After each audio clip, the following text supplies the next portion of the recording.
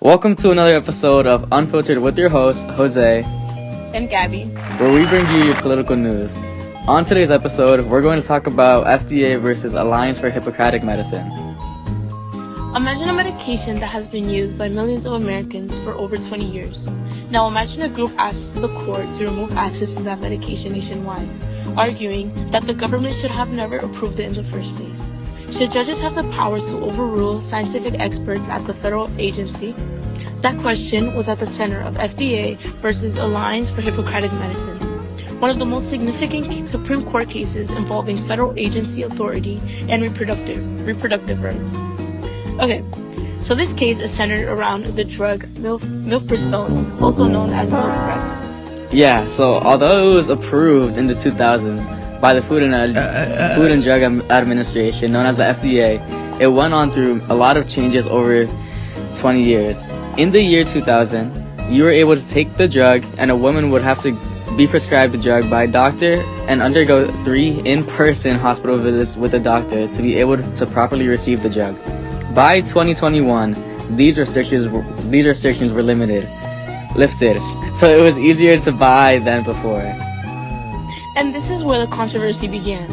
4 pro-life medical associations, along with several doctors, filed a lawsuit against the FDA. According to them, the FDA did not adequately consider the risks of mifepristone when it approved the drug and argued that removing the in-person requirements could make it harder to identify the complications or medical conditions before the patient takes the medication. And in a more moral or religious ground, these doctors opposed abortion, right?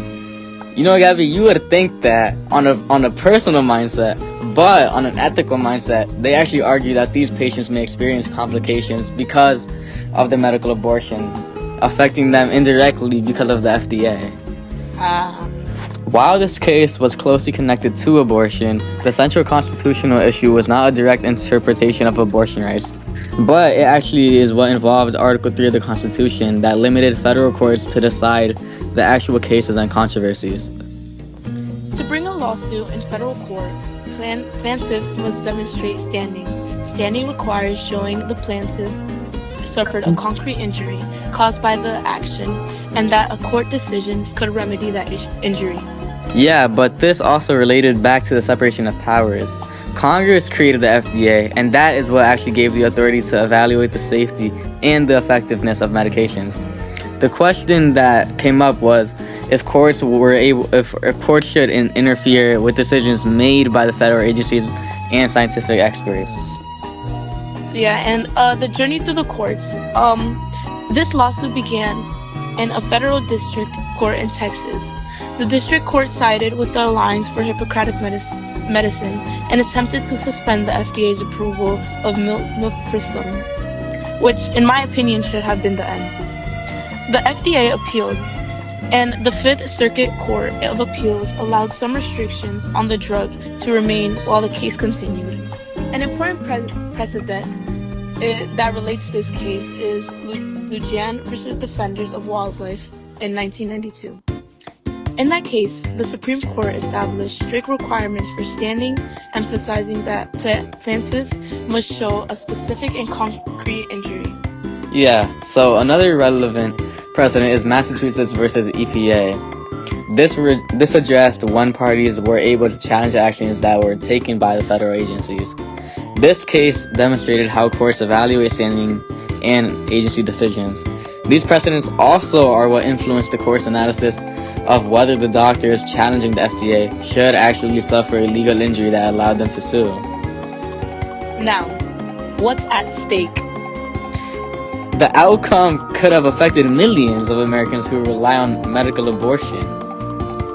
This case also had broader implications for federal agencies. If courts could easily overturn agencies' decisions years after approval, agencies such as the FDA could face increased legal challenges to scientific and regulatory decisions. Drug manufacturers, healthcare providers, patients, and federal agencies all had a stake in the outcome. Now, our analysis on what should the court decide. The court should dismiss the case because the plaintiffs did not demonstrate a direct injury sufficient to establish the standing. The Constitution limits federal courts to resolve actual disputes involving parties who have been harmed. The doctors challenging the FDA were not required to prescribe mifepristone, use it themselves, or directly participate in most medical abortions. Their concerns were largely speculative, and this is what allowed lawsuits without a concrete injury expand judicial power beyond constitutional limits and could invite courts to second-guess expert agency decisions without a proper legal basis. And also, Jose, as we said before, they're pretty much on a personal mindset. They were thinking about the religious views and everything. They weren't really thinking about the scientific aspect of it. Although they kind of were, but it wasn't really. Like the ethical dilemma. Yeah, it wasn't. Yeah. Okay. Now, our analysis. What will the court decide? Based on previous court standings, cases, and the court's emphasis on constitutional limits on judicial power, I predict the court will rule in favor of the FDA. Okay, even though the court has a conservative majority and has issued major rulings affecting abortion policy, this case was focusedly primarily on standing rather than abortion rights themselves.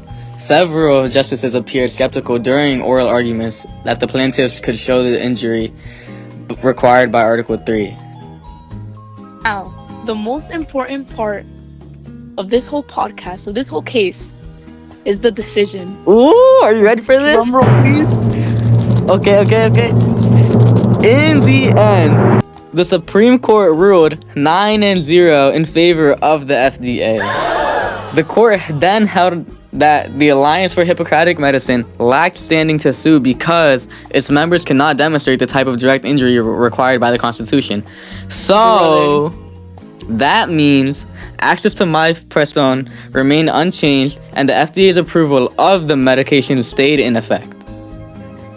So ladies, you heard it here. Mifepristone is still on the shelves if you need it.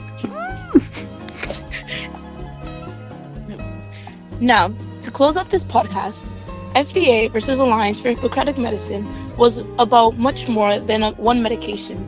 The case highlighted the balance of power between courts and federal agencies to reinforce the constitutional requirements that plaintiffs must have standing before bringing a lawsuit in federal court. So whether someone agrees or disagrees with abortion policy, the decision affects how much authority agencies like the FDA have and how easily courts can intervene in their decisions. Ultimately, the case serves as a reminder that constitutional rules about who can sue can shape major national debates just as much as the debates themselves.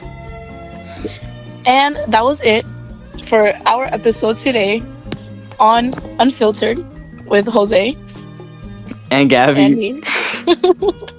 We'll see you next week. Bye. Bye.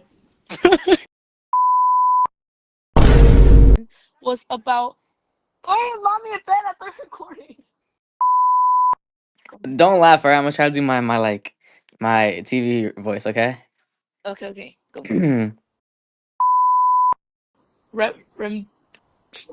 Remedy the injury.